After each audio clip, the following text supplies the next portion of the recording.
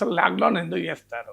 Common sense ఉండాలి. Yes ఇప్పుడు ఇలా వదంతులు వ్యాపించే వాళ్ళు, రూమర్ మాంగరింగ్స్, ప్యానిక్ క్రియేట్ చేసే వారికి కొంతమందేమో కావాలని చేయొచ్చు, కొంతమందికి బుర్ర పని చేయక చేయొచ్చు. నాకు ఫస్ట్ పాయింట్ అర్థమయ్యేది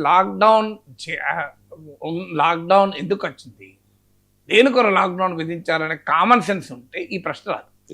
లాక్డౌన్ ఎందుకు విధించారు? వైరస్ ఉన్నప్పుడు అది చాలా వేగంగా ఒకరి నుంచి ఒకరికి ఇన్ఫెక్ట్ అవుతున్నప్పుడు, దాని ఫలితంగా అనారోగ్యంతో బాధపడి మెడికల్ హెల్త్ ఇన్ఫ్రాస్ట్రక్చర్ మించి రోగులు వస్తున్నప్పుడు దాన్ని ఆ వైరస్ ట్రాన్స్మిషన్ బ్రేక్ చేయడానికి లాక్డౌన్ పెట్టారు.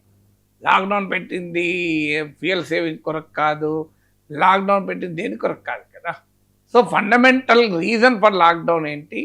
To break the virus transmission or at least slow down the virus transmission.